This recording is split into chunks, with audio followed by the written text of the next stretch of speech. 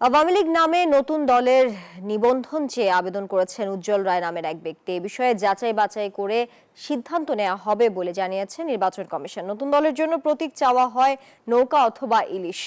এদিকে সংস্কারের জন্য 9টি বিষয়ে ইসির মতামত জানতে চেয়েছে মন্ত্রিপরিষদ বিভাগ।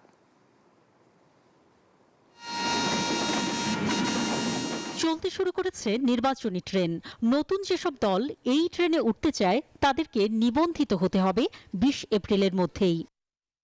এমন বাস্তবতায় স্বাধীনতার পর 6 বার সরকার গঠন করা আওয়ামী লীগের নামে আরেকটি দলের নিবন্ধন চাইলেন উজ্জ্বল রায় নামে এক ব্যক্তি।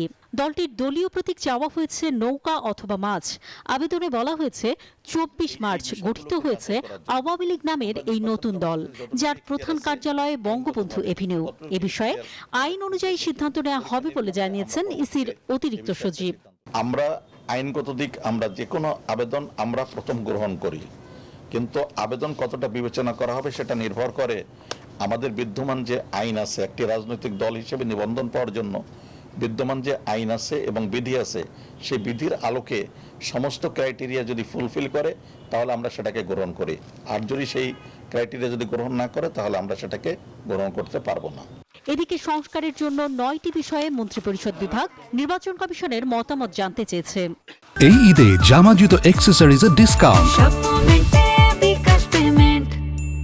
এই 9টা বিষয়ের উপরে আমাদেরকে মতামত বা আমাদের আশু বাস্তবায়নযোগ্য বিষয়গুলো সম্পর্কে জানানো হয়েছে। আমরা 19 তারিখে চিঠিটা পেয়েছি এবং 19 তারিখের পরবর্তী থেকে আজকে হচ্ছে আপনার 25 তারিখ। এখানে এই জিনিসগুলো যেভাবে প্রস্তাব গ্রহণ করা হয়েছে, আমরা যত দ্রুত সম্ভব এটাকে আমাদের এখানকার সুপারিশগুলো সন্নিবেশ করে পাঠাতে পারব।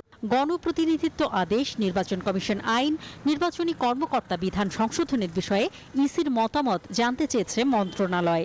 এছাড়াও নির্বাচনী পর্যবেক্ষক, গণমাধ্যম নীতিমালা, হলফনামা, ভোটার তালিকা ও পোস্টাল ব্যালট সম্পর্কেও ইসির মতামত চাওয়া হয়েছে। অন্তরা বিশ্বাস, নিউজ 24, ঢাকা।